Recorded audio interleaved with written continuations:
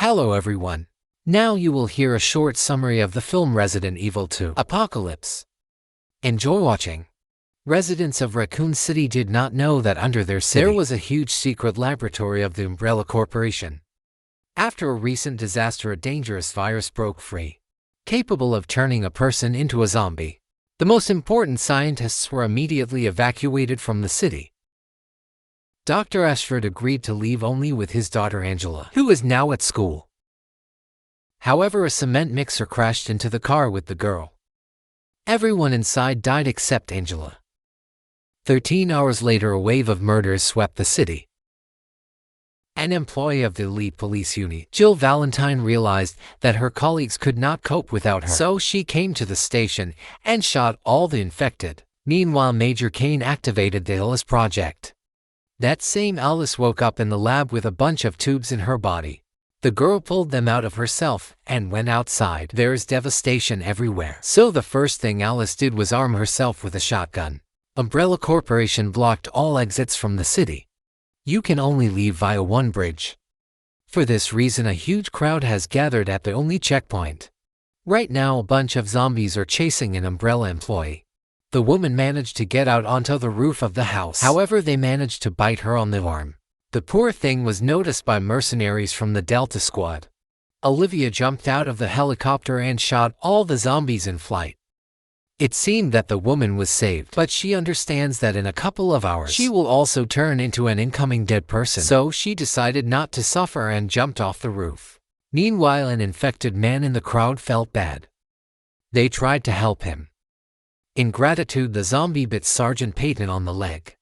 Valentine was killed by the undead, and Kane ordered the gates to be locked. Not a single resident will leave the city again. It has been declared a quarantine area. You are not allowed to leave the city. All necessary measures are being taken. Everyone is asked to go home. If anyone tries to escape, the military will open fire to kill. People had no choice but to go home. Hordes of zombies roam the streets in search of food. They are driven only by the desire to satisfy their hunger. A paramilitary unit, together with the police, is trying to somehow hold them back. Dr. Usher refused to leave the city without his daughter, and even if she is still alive, she will not leave the city. The risk of infection is too great. A scientist hacked the city's video surveillance system and found out that his daughter is hiding in the school. Now they need to find those who can help. The girl Alice changed her clothes and armed herself. With additional weapons, the girl became ill in the lab. Her DNA was combined with a virus, and now her body is changing. Friends, a policeman, and a journalist decided to hide in a church, but they were not welcome there. This is my refuge. I am hiding here. There's enough room for everyone here. Just don't do that to me. Shut up. There was a noise in the distance. Valentine went to check out what was going on and found a priest feeding his infected sister human flesh. However, he soon became dessert for his rotten relative. The journalist decided to escape, but a crowd of bloodthirsty parishioners gathered at the threshold of the church. Even greater danger awaited them inside. Dangerous mutant lickers were scurrying along the walls and ceiling. The man got scared and ran away. The predatory creature immediately feasted on him. The survivors tried to fight back, but these monsters were too fast, and they quickly ran out of ammo. The lickers were planning a 3-course meal. But then Alice Jovovich burst into the church on a motorcycle. She blew up the first licker along with her bike. The next creature was nailed to a huge cross. Alice blew his and his friend's brains out with a shotgun. Valentine was stunned. This lady is even cooler than her. Meanwhile, the little rascal got distracted by the zombie strippers and got into an accident. The military can no longer cope with the waves of zombies. One of them was bitten on the arm. Of the entire squad, only 3 survived. The rest, for some reason, went to fight the undead hand to hand. Dr. Ish is watching them through cameras. Hiding from the dead, Alice led her companions through the cemetery. Do you know who they are? A biological weapon created in the underground laboratory of Umbrella. Alice would like to kill the infected patient right now, but Valentine is against it. If it comes to that, I'll take care of him myself. As you wish. You'll be dead in a couple of hours. Suddenly, dozens of hands appeared from under the ground. The virus also revived the already buried residents of the city. Alice and Valentine use Kung Fu to deal with the undead.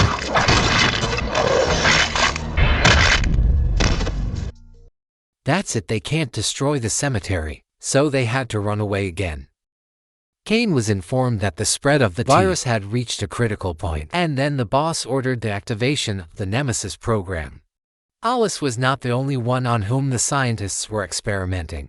The mercenaries hoped that a helicopter would pick them up, but they only dropped boxes of weapons from the helicopter, and someone had already emptied them. Suddenly, the bitten soldier turned into a zombie and bit Olivera before dying. On the roof of the police station, a sniper is having fun taking out the brains of the infected. LJ jumped inside the building. Damn, it was safer outside. A terrible monster is heading here, which is impervious to bullets. He threw a flare gun over his shoulder and smashed the roof with the sniper. This executioner came here to execute all the members of the elite police unit. The cops opened fire, but they might as well have been shooting slingshots. Kane ordered them all to be destroyed. Nemesis has a minigun with 5,000 rounds for that.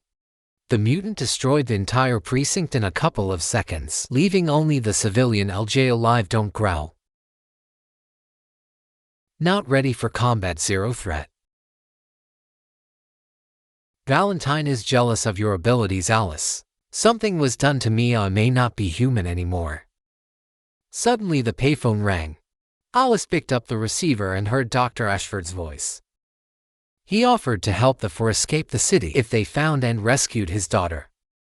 They should not expect any other help. The destruction of the city will explain the accident at the nuclear power plant.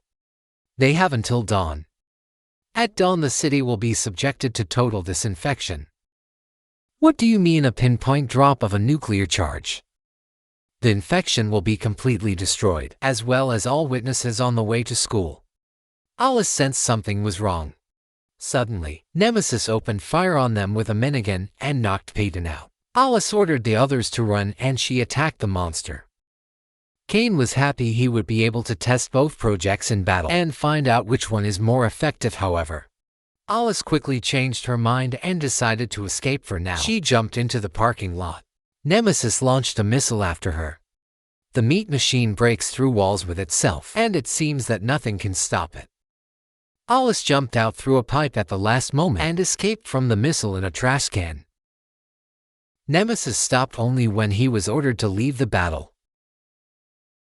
Valentine tried to start the car when a revived Peyton attacked her. She still had to deal with her former partner herself. On the way to school, the girls picked up LJ.